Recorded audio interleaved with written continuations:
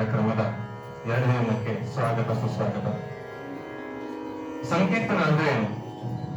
ಕೀರ್ತನ ಅಂದ್ರೆ ಭಗವಂತನ ಕೀರ್ತಿಯನ್ನು ಹಾಡುವಂಥದ್ದು. ಸಂಕೀರ್ತನ ಅಂದ್ರೆ ಎಲ್ಲರೂ ಸೇರಿ ಹಾಡುವಂಥದ್ದು. ಸೊ ಒಂದೇ ಒಂದು ರಿಕ್ವೆಸ್ಟ್ ಆಗಿರೋದು, ಯಾವಾಗ ನಾವು ನಮ್ಮೊಂದಿಗೆ ಸ್ವರ ಕೂಡಿಸಿ ಅಂತ ಹೇಳಿದಾಗ ಎಲ್ಲರೂ ಸ್ವರ ಕೂಡಿಸಬೇಕು ಅಂತ ಒಂದು ವಿನಂತಿ. ಯಾವುದೇ ಒಂದು ಕಾರ್ಯಕ್ರಮ ಶುರು ಮಾಡಬೇಕಾದ್ರೆ ನಾವು ಪ್ರಪ್ರಥಮವಾಗಿ ಆ ದೇವರನ್ನು ಆಹ್ವಾನಿಸ್ತೇವೆ. ಆ ದೇವರನ್ನು ಆಹ್ವಾನಿಸಿ ಅವನಿಗೆ ಇಟ್ಕೊಂಡಾಗಷ್ಟೇ ನಾವು ಅವನಿಗೋಸ್ಕರ ನಾವು ಹಾಡ್ಲಿಕ್ಕಾಗುವಂಥದ್ದು, ಅವನ ಸೇವೆ ಮಾಡ್ಲಿಕ್ಕಾಗುವಂಥದ್ದು. ಪ್ರಪ್ರಥಮವಾಗಿ ಅವನನ್ನು ಆಹ್ವಾನಿಸೋಣ ಒಂದು ಭಜನೆಯೊಂದಿಗೆ. ಬೆಳಗು ಜಾವದಿ ಬಾರೋ ಹರಿಯೇ, ನಿನ್ನ ಚರಣ ತೊಳೆದು ಜಲದ ಪಾನ ಮಾಡುವೆ.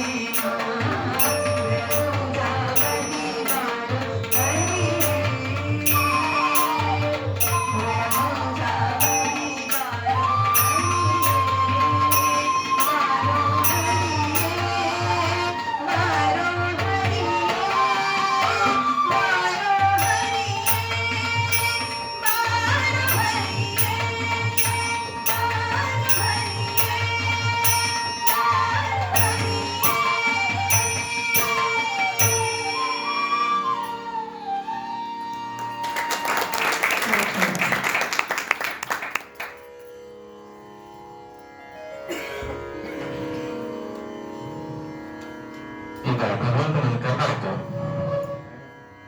ಅದರ ವಿಷಯವಾಗಿ ಸ್ವಲ್ಪ ವಿಷಯಗಳನ್ನು ತಿಳ್ಕೊಂಡು ಮುಂದುವರಿಸೋಣ. ನಮಗೆಲ್ಲ ಒಂದು ಜೀವನದಲ್ಲಿ ಬೇಕಾಗಿರುವಂತಹ ವಿಷಯ ಏನು?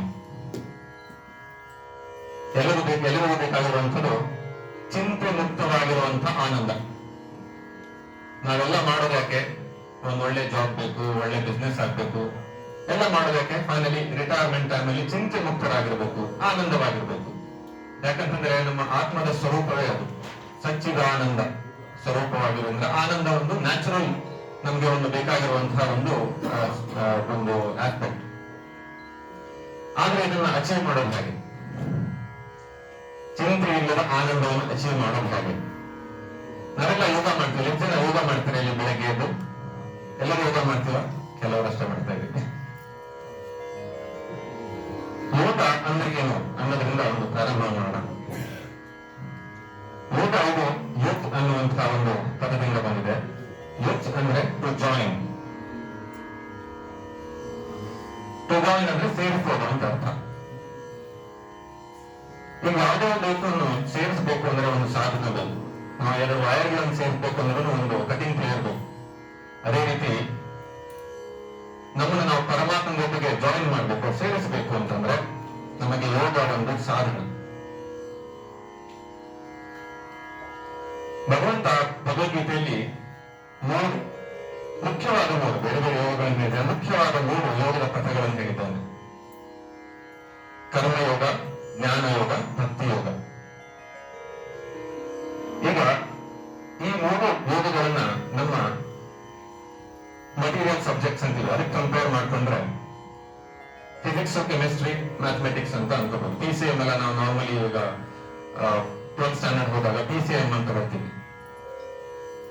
ವಿಶೇಷ ಅಂತಂದ್ರೆ ಫಿಸಿಕ್ಸ್ ಅಲ್ಲಿ ಸ್ವಲ್ಪ ಕೆಮಿಸ್ಟ್ರಿ ಇದೆ, ಸ್ವಲ್ಪ ಮ್ಯಾಥಮೆಟಿಕ್ಸ್ ಕೂಡ ಇದೆ. ಕೆಮಿಸ್ಟ್ರಿಯಲ್ಲಿ ಸ್ವಲ್ಪ ಫಿಸಿಕ್ಸ್ ಕೂಡ ಇದೆ, ಸ್ವಲ್ಪ ಮ್ಯಾಥಮೆಟಿಕ್ಸ್ ಕೂಡ ಇದೆ. ಮ್ಯಾಥಮೆಟಿಕ್ಸ್ ಅಲ್ಲಿ ಕೆಲವೊಂದು ಫಿಸಿಕ್ಸ್ ಪ್ರಾಬ್ಲಮ್ಸ್ ಕೂಡ ಬರುತ್ತೆ, ಹಾಗೆ ಕೆಮಿಸ್ಟ್ರಿ ಪ್ರಾಬ್ಲಮ್ ಕೂಡ ಬರುತ್ತೆ. ಈ 3 ಪಥಗಳು ಬೇರೆ ಬೇರೆ ಆದ್ರೂ ಕೂಡ ನೀವು BSc MSc ಎಲ್ಲ ಮಾಡ್ಬೋದು. ಆದ್ರೂ ಕೂಡ ಈ 3ರ ಅಂಶ ಒಂದರಲ್ಲಿ ಇನ್ನೊಂದಿದೆ. ಅದೇ ರೀತಿಯಾಗಿ ಕರ್ಮಯೋಗದಲ್ಲಿ ಭಕ್ತಿ ಕೂಡ ಇದೆ, ಜ್ಞಾನ ಕೂಡ ಇದೆ. ಜ್ಞಾನ ಯೋಗದಲ್ಲಿ ಭಕ್ತಿ ಕೂಡ ಇದೆ, ಕರ್ಮ ಕೂಡ ಇದೆ. ಹಾಗಾಗಿ ಆಗ ಇವೆಲ್ಲ 3 ಪಥಗಳು ತನ್ನದೇ ಆದ ಕೆಲವೊಂದು ಪ್ರಾಧಾನ್ಯತೆಯನ್ನು ಹೊಂದಿದೆ. ಭಕ್ತಿಯಲ್ಲಿ ಭಾವ ಪ್ರಧಾನ, ಹಾಗೆ ಜ್ಞಾನದಲ್ಲಿ ಆತ್ಮಜ್ಞಾನ, ಸೆಲ್ಫ್ ರಿಯಲೈಸೇಷನ್ ಅಂತ ಹೇಳ್ತೀವಿ, ಅದು ಪ್ರಧಾನ. ಕರ್ಮದಲ್ಲಿ ವಿರಕ್ತಿ ಪ್ರಧಾನ. ಪುರಂದರದಾಸರಂತವರು ಭಕ್ತಿ ಯೋಗವನ್ನು ಫಾಲೋ ಮಾಡ್ಲಿಕ್ಕಾಯ್ತು, ಎಲ್ಲ ಬಿಟ್ಟು ಭಕ್ತಿ ಯೋಗ ಫಾಲೋ ಮಾಡಬಹುದು ಅಂತ ಅವ್ರು ತೋರಿಸ್ಕೊಟ್ರು. ಆದ್ರೆ ಇದು ಪ್ರಾಕ್ಟಿಕಲ್ ಅಲ್ಲ ನಮಗೆ ಎಲ್ಲರಿಗೂ. ಕೆಲವರು ಮಾಡಬಹುದು, ಎಲ್ಲರಿಗೂ ಪ್ರಾಕ್ಟಿಕಲ್ ಅಲ್ಲ. ಭಕ್ತಿ ಯೋಗ ಒಂದು ಸುಲಭವಾದ ಒಂದು ಮಾರ್ಗ ಅಂತ ಹೇಳ್ತಾರೆ. ಯಾಕಂತಂದ್ರೆ ಭಾವ ಪ್ರಧಾನವಾಗಿದ್ರಿಂದ, ಭಾವಗ್ರಾಹಿ ಜನಾರ್ದನ, ಆ ಕೃಷ್ಣನಿಗೆ ಭಾವವೇ ಪ್ರೀತಿ ಆಗಿದ್ರಿಂದ ಭಕ್ತಿ ಯೋಗ ಸುಲಭ ಅಂತ ಹೇಳ್ತಾರೆ. ಆದ್ರೆ ಪ್ರೊವೈಡೆಡ್ ಕಂಡೀಷನ್ ಏನು ಅಂತಂದ್ರೆ ಅದರಲ್ಲಿ ಫುಲ್ ಫ್ಲೆಜ್ ಇರಬೇಕು, ಅರ್ಧಮರ್ಧ ಮಾತ್ರ. ಹಾಗಾಗಿ ಪ್ರಾಪಂಚಿಕವಾಗಿ ನಮಗೆ ಕರ್ಮಯೋಗವೇ ಮೋಸ್ಟ್ ಪ್ರಾಕ್ಟಿಕಲ್. ಆದ್ರೆ ಆ ಕರ್ಮಯೋಗ ಅದನ್ನ ಹೇಗೆ ನೋಡ್ಬೇಕು ಅಂತಂದ್ರೆ ಒಂದು ವಾಹನ ಅಂತ ನೋಡಿದ್ರೆ ಆ ವಾಹನಕ್ಕೆ ಗಾಲಿಗಳಿರ್ತವೆ. ಕರ್ಮಯೋಗ ಒಂದು ವಾಹನ ಆದ್ರೆ ಅದಕ್ಕೆ ಜ್ಞಾನ ಮತ್ತೆ ಭಕ್ತಿ ಅದರ ಗಾಲಿಗಳು. ಕರ್ಮಯೋಗದಲ್ಲಿ ಜ್ಞಾನ ಮತ್ತು ಭಕ್ತಿ ಕೂಡ ಇದೆ. ಅದನ್ನ ಹೇಗೆ ಪ್ರಾಕ್ಟೀಸ್ ಮಾಡಬೇಕು? ನಮ್ಮ ಕರ್ಮಯೋಗ ಏನು? ನಮಗೆಲ್ಲ ನಮ್ಮ ಜಾಬ್ಗಳಿದೆ, ನಮ್ಮ ಬಿಸ್ನೆಸ್ ಗಳಿದೆ. ಅದನ್ನ ಯಾವ ಮೈಂಡ್ ಸೆಟ್ ಇಂದ ಮಾಡಬೇಕು ಅನ್ನೋದು ಇಂಪಾರ್ಟೆಂಟ್. ಆ ಮೈಂಡ್ ಸೆಟ್ ಅನ್ನ ನಾವು ಡೆವಲಪ್ ಮಾಡಬೇಕು ಅಂತಂದ್ರೆ ನಮ್ಗೆ ಸಪೋರ್ಟ್ ಮಾಡುವಂಥದ್ದು ಜ್ಞಾನ ಮತ್ತು ಭಕ್ತಿ. ಭಗವದ್ಗೀತೆಯಲ್ಲಿ 3ನೇ ಅಧ್ಯಾಯದಲ್ಲಿ ಶ್ರೀಕೃಷ್ಣ ಪರಮಾತ್ಮ ಹೇಳ್ತಾನೆ, ನಹಿ ಕಶ್ಚಿತ್ ಕ್ಷಣಮಪಿ ಜಾತು ದುಷ್ಟತ್ಯ ಕರ್ಮಕೃತ್. ಒಂದು ಕ್ಷಣ ಕೂಡ ನಾವು ಕರ್ಮ ಮಾಡದೇ ಇರ್ಲಿಕ್ಕಾಗುದಿಲ್ಲ, ಒಂದು ಕ್ಷಣ ಕೂಡ. ಹಾಗಂತಂದ್ರೆ ನಮ್ಗೆ ಕರ್ಮಯೋಗ ಇನ್ಎವಿಟೇಬಲ್. ಆಗ ಅದನ್ನ ಮಾಡ್ಲಿಕ್ಕೆ 2 ವೀಕ್ಸ್ ನೋಡೋಣ ಹೇಗೆ ಅಂತ. ಜ್ಞಾನದಲ್ಲಿ ನಾವು ತಿಳ್ಕೊಳ್ಬೇಕಾಗಿರೋದೇನು ಅಂತಂದ್ರೆ ನಾವು ಯಾರು, ನಮ್ಮ ಸ್ವಾಮಿ ಯಾರು, ನಮ್ಮ ಅವನ ಸಂಬಂಧ ಏನು, ನಾವೇನ್ ಮಾಡ್ತಾ ಇದ್ದೀವಿ, ಇಷ್ಟನ್ನು ತಿಳ್ಕೊಂಡ್ರೆ ಜ್ಞಾನ ಯೋಗ ನಮಗೆ. ಮಮ ಸ್ವಾಮಿ ಹರಿರ್ನಿತ್ಯಂ ಸರ್ವಸ್ಯ ಪತಿರೇವ ಚ. ನನ್ನ ಸ್ವಾಮಿ ಹರಿ, ಎಲ್ಲರ ಸ್ವಾಮಿಯು ಅವನೇ, ನಾನು ಅವನಿಗೋಸ್ಕರನೇ ಜೀವನ ನಮ್ದು ಅನ್ನುವಂಥ ವಿಷಯ ಒಂದು ಗೊತ್ತಾಗ್ಬಿಟ್ರೆ ಇದು ಬರೀ ಹೇಳೋದು ಗೊತ್ತಾಗಲ್ಲ, ಇದು ಬರೇ ನಾಲೆಜ್ ಆಯ್ತು, ತಿಳ್ಕೊಂಡಿರುವಂತ. ಅದನ್ನ ಆತ್ಮಕ್ಕೆ ತಿಳಿಸ್ಕೊಳ್ಬೇಕು ಅಂದ್ರೆ ಆತ್ಮಸಾತ್ ಮಾಡೋದು ಅಂತ ಹೇಳ್ತೇವೆ ನಾವು. ಅದನ್ನ ನಾವು ತಿಳ್ಕೊಳ್ಬೇಕು ಅಂತಂದ್ರೆ ಎಕ್ಸ್ಪೀರಿಯನ್ಸ್ ಮಾಡಬೇಕು. ಎಕ್ಸ್ಪೀರಿಯನ್ಸ್ ಮಾಡಿದಾಗ ಒಬ್ಬ ಹುಡುಗನಿಗೆ ಓಡ್ಬೇಡ ಬೀಳ್ತೀಯ ಅಂತ ಹೇಳಿದ್ರೆ ಕೇಳ್ತಾನೆ, ಹೌದು ಅಂತಾನೆ. ಓಡಿ ಬಿದ್ದ ಮೇಲೆ ಗೊತ್ತಾಗುತ್ತೆ ಹಾ ಓಡಿದ್ರೆ ಬೀಳ್ತಾರೆ ಅಂತ.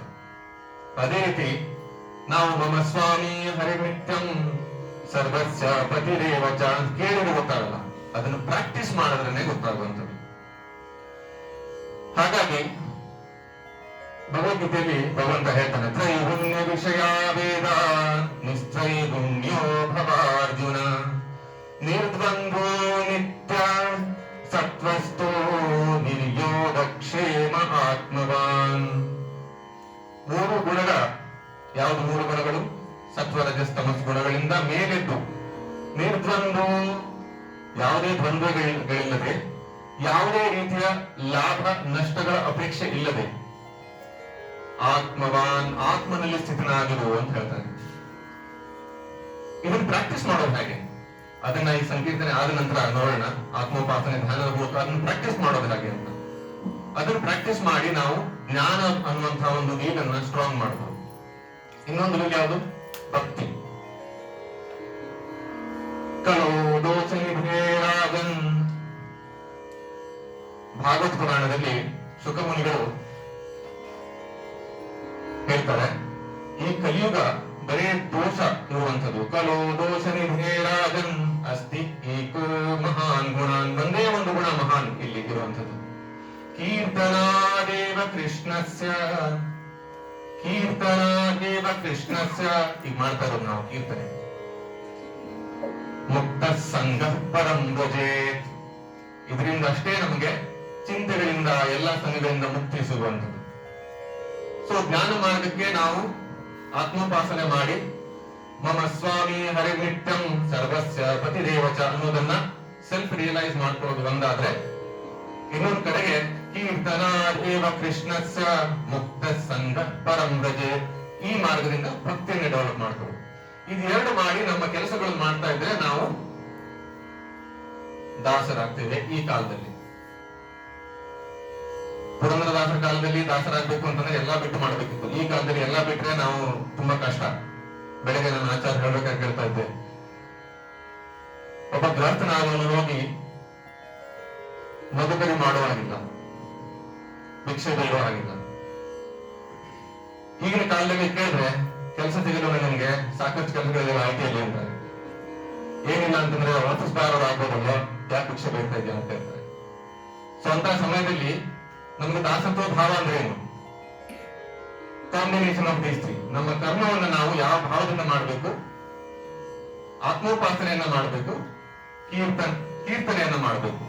ಈ ಮೂರನ್ನು ಮಾಡ್ತಾ ಇದ್ರೆ ನಮ್ಮ ದಾಸಭಾವ ಬರುತ್ತೆ. ಇದೇ ದಾಸಭಾವವನ್ನ ನಮಗೆ ತೋರಿಸಿರೋದು ಮುಖ್ಯ ಪ್ರಾಣದೇವರು, ಹನುಮದೇವರು. ಅವರ ಕೆಪಾಸಿಟಿ, ಅವರ ಒಂದು ಶಕ್ತಿಗೆ ಅವರಿಗೆ ಜಗತ್ತನ್ನೇ ಆಳಬಹುದಿತ್ತು, ಇಡೀ ಜಗತ್ತನ್ನೇ ಆಳಿ ರಾಜನಾಗಬಹುದಿತ್ತು. ಆದ್ರೆ ಅವರು ದಾಸರಾಗಿ ರಾಮನ ಕಾರ್ಯದಲ್ಲಿ ತನ್ನನ್ನ ಯಾವಾಗ್ಲೂ ತೊಡಗಿಸಿಕೊಂಡು ಆ ಸೀತಾಮಾತೆ ಹತ್ರ ಹೋದಾಗ ದಾಸೋಹಂ ಕೋಸಲೇಂದ್ರಸ್ಯ ಅಂತ ಇಂಟ್ರೊಡ್ಯೂಸ್ ಮಾಡ್ಕೊಂಡ್ರು. ನಾನು ಹನುಮಂತ ಅಷ್ಟಸಿದ್ಧಿ ನವನಿಧಿಗಳ ದಾತ, ನನ್ನ ಕೆಪಾಸಿಟಿ ಇದೆ ಎಲ್ಲ ಏನು ಹೇಳಿಲ್ಲ ಅವರು. ದಾಸೋಹಂ ಕೋಸಲೇಂದ್ರಸ್ಯ, ನಾನು ರಾಮನ ದಾಸ ಅಂತ ಹೇಳಿ ಮುಖ್ಯ ಪ್ರಾಣದೇವರ ಉದಾಹರಣೆಯನ್ನು ನಾವು ತಗೊಂಡು ಅವರು ಹೇಗೆ ಅದನ್ನು ಆಚರಿಸಿದ್ದಾರೆ ಅದನ್ನ ಇವತ್ತಿನ ಕಾಲಕ್ಕೆ ಪ್ರಾಕ್ಟಿಕಲಿ ಅಪ್ಲೈ ಮಾಡ್ಕೊಂಡ್ರೆ ಅದೇ ದಾಸೋಹಂ. ಇದನ್ನ ವಾದಿರಾಜರು, ಈಗ ಜಸ್ಟ್ ಕೇಳಿ ನೀವು ಕೂಡ ವಾದಿರಾಜರ ಭಜನೆ, ವಾದಿರಾಜರು ಒಂದು ಒಳ್ಳೆ ಶ್ಲೋಕದ ಮೂಲಕ ಹೇಳಿದ್ದಾರೆ, ಅದನ್ನು ಒಂದ್ಸಲ ಕೇಳೋಣ.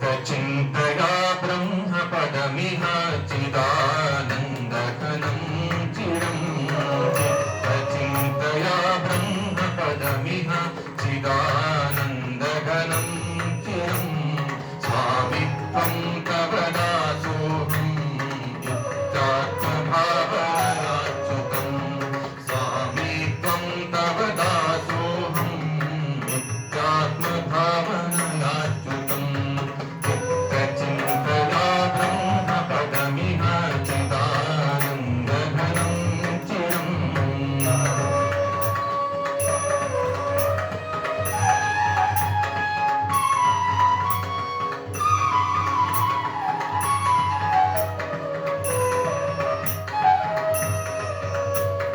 दासोऽहं तव दासोऽहम् ಎಲ್ಲರೂ ಮಾಡಿ दासोऽहं तव दासोऽहं दासोऽहं तव दासोऽहं दासोऽहं हरिदासोऽहं दासोऽहं हरिदासोऽहं दासोऽहं तव दासोऽहं दासोऽहं तव दासोऽहं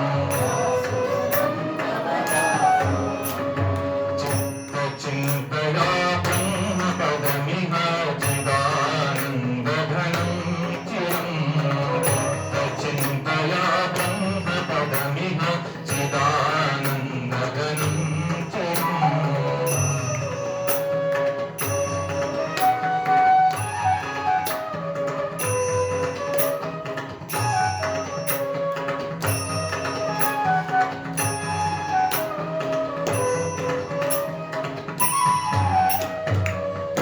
कलिकल्मषतमो मोष शतकोटिरगे प्रभुं कलिकल्मषतमो मोष शतकोटिरगे प्रभुं कमलाकमलोद्भवमुख मुखकमलविनाशकं कमलाकमलोद्भवमुख मुखकमलविनाशकं चिन्तया ब्रह्मपदमिह चिदानन्दघनं चिरं चित्तचिन्तया ब्रह्मपदमिह चिदानन्दघनं चिरम्